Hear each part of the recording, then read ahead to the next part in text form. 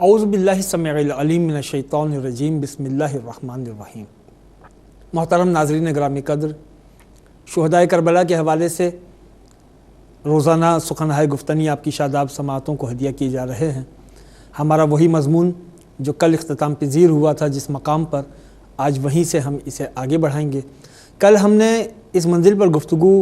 اختتام پذیر کی تھی کہ امام حسن مجتبیٰ کے 3 شہزادے کربلا میں شہید ہوئے۔ آج امام حسن مجتبیٰ کے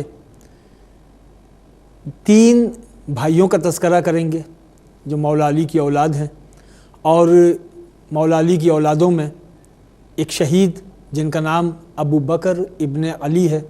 ان کی والدہ لیلہ بنت مسعود بن خالد ہیں۔ مولا علی مشکل کشا نے اپنے اس شہزادے کا نام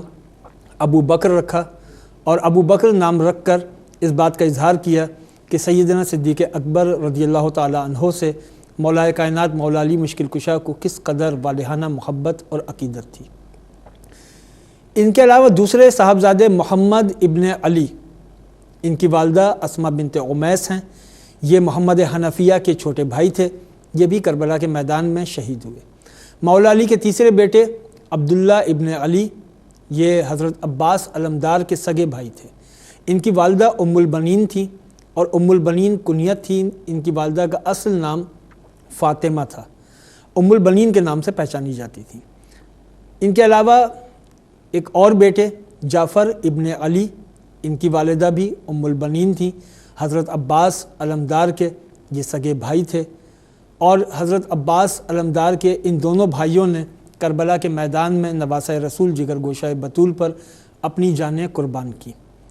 حضرت عباس علمدار کربلا کہلاتے ہیں۔ حضرت عباس علمدار یہ وہ شخصیت ہیں کہ جنہیں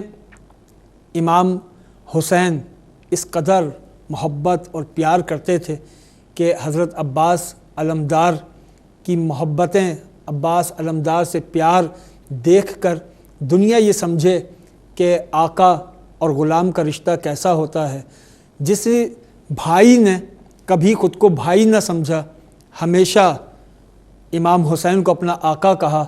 اور امام حسین نے حضرت عباس علمدار کو ہر معاملے میں شریک رکھا، ہر معاملے میں آپ سے مشاورت کرتے، گو کہ عمر میں 25 سال کم و بیش عرصہ تھا۔ امام حسین حضرت عباس علمدار سے 25 سال عمر میں بڑے تھے، لیکن اس کے باوجود دونوں بھائیوں میں یہ رشتہ وفا ایسا عظیم تھا کہ جہاں محشر لکھنوی نے کہا کہ واہ کیا توقیر ہے عباس کی،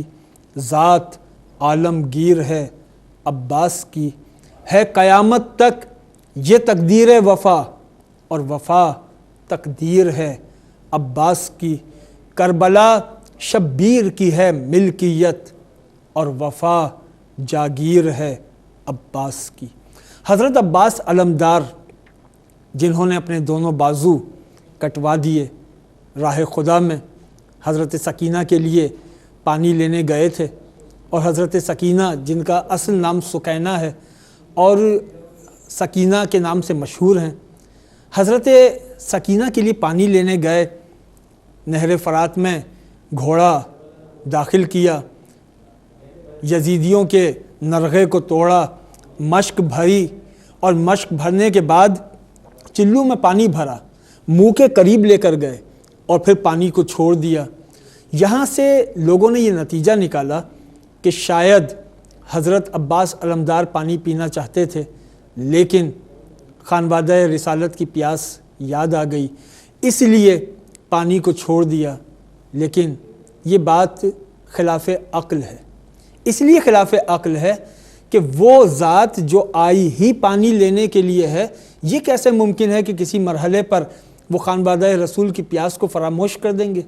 حضرت عباس علمدار نے چلو بھرا، منہ کے قریب لے کر گئے اور پھر چھوڑ دیا، یہ بتانے کے لیے کہ اے لوگوں سمجھ لو کہ اگر تم نے پانی پر پہرا لگا لیا تو یہ نہ سمجھنا کہ پانی ہماری دسترس سے دور ہے، پانی ہماری دسترس میں ہے۔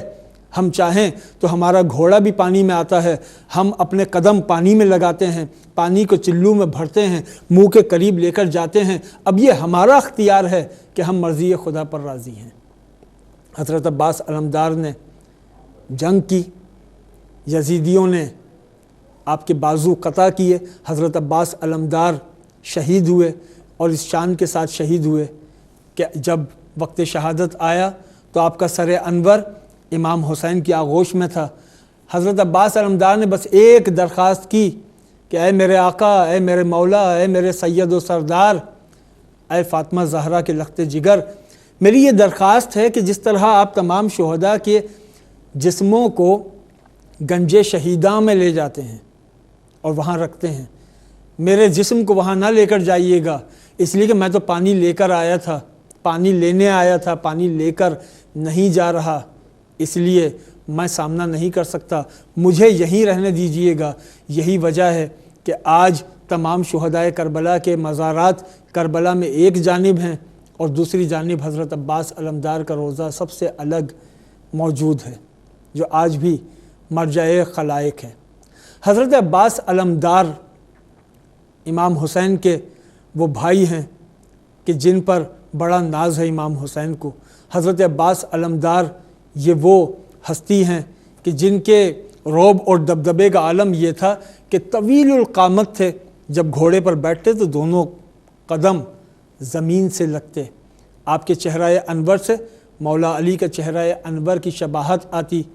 اور حضرت عباس علمدار علمدار کربلا کے نام سے آج مشہور ہیں۔ حضرت عباس علمدار کو قیامت تک دنیا ان کی وفاداری کی اس عظیم قربانی پر خراج عقیدت پیش کرتی ہے اور پیش کرتی رہے گی۔ حضرت عباس علمدار کے علاوہ دو شہید اور ہیں جن کا تذکرہ اگر نہ ہو تو یہ تمام گفتگو ادھوری رہ جائے گی، ایک حضرت علی اکبر اور ایک حضرت علی اصغر۔ حضرت علی اصغر وہ شہید کربلا ہیں جو امام حسین کے بیٹے ہیں، 6 ماہ ان کی کربلا میں عمر ہے، پیاس سے نڈھال ہیں، 3 دن کی پیاس ہے، 3 دن کی بھوک ہے۔ امام حسین لشکر یزیدی کے سامنے آئے اور کہا کہ میرے اس بچے کو پانی پلا دو، اگر تم یہ سمجھتے ہو کہ میں پانی پی لوں گا تو میں علی اصغر کو زمین پہ لٹاتا ہوں، تم آؤ اپنے ہاتھ سے چند قطرے اس کے دہن میں ڈال دو۔ یہ اتمام حجت تھا، یہ اتمام حجت تھا۔ امام حسین در حقیقت پانی کی طلب نہیں، در حقیقت یزیدیوں کے کردار کی پستی بیان کر رہے تھے کہ اگر ایک 6 ماہ کا بچہ تپتے ریگستان پر آپ کی نگاہوں کے سامنے ہو اور وہ پیاسا ہو تو آپ اس سے اس کا مذہب نہیں پوچھیں گے، آپ اس سے اس کا خاندان، قوم اور قبیلہ نہیں پوچھیں گے، بچہ بچہ ہوتا ہے۔ لیکن امام حسین نے کردار یزیدی کی اس پستی کو بھی دنیا کے سامنے بے نقاب کیا کہ یہ وہ لوگ ہیں کہ اگر 6 ماہ کا بچہ بھی ان کے سامنے ریگستان کربلا پر ہو اور تشنہ دہن ہو تو یہ اس کو پانی پلانے کے بھی روادار نہیں ہے۔ امام حسین نے حضرت علی اصغر کو دوبارہ اپنی آغوش میں اٹھایا اور ابھی خطبہ جاری تھا کہ اے لوگو جان لو، پہچان لو میں کون ہوں، کس کا بیٹا ہوں، میری گود میں کون ہے۔ حرملہ نے تیر چلایا اور حرملہ کا تیر اس طرح لگا کہ وہ تیر حضرت علی اصغر کے حلق میں داخل ہوا اور حضرت علی اصغر کے حلق سے امام حسین شہید کربلا کے بازو میں پیوست ہو گیا۔ یہ کربلا کا وہ ننھا شہید ہے، یہ کربلا کا وہ ننھا شہید ہے کہ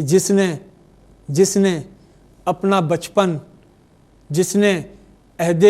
شیر نوشی اپنے والد گرامی پر قربان کیا۔ کربلا بچوں، جوانوں، بزرگوں سب کی قربانیوں کا ایک عظیم مجموعہ ہے۔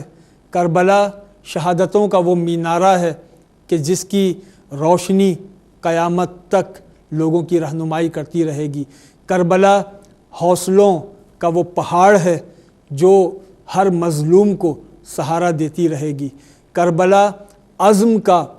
وہ استعارہ ہے کہ جب کبھی کسی کے حوصلے ٹوٹنے لگیں گے، ذکر کربلا ٹوٹتے ہوئے شکستہ حوصلوں کو پھر تازہ کرے گا۔ آج ہم نے حضرت علی اصغر کے ذکر پر اس گفتگو کا اختتام کیا۔ کل انشاءاللہ تعالی ہم شکل پیمبر حضرت علی اکبر کے ذکر کے ساتھ پھر حاضر ہوں گے۔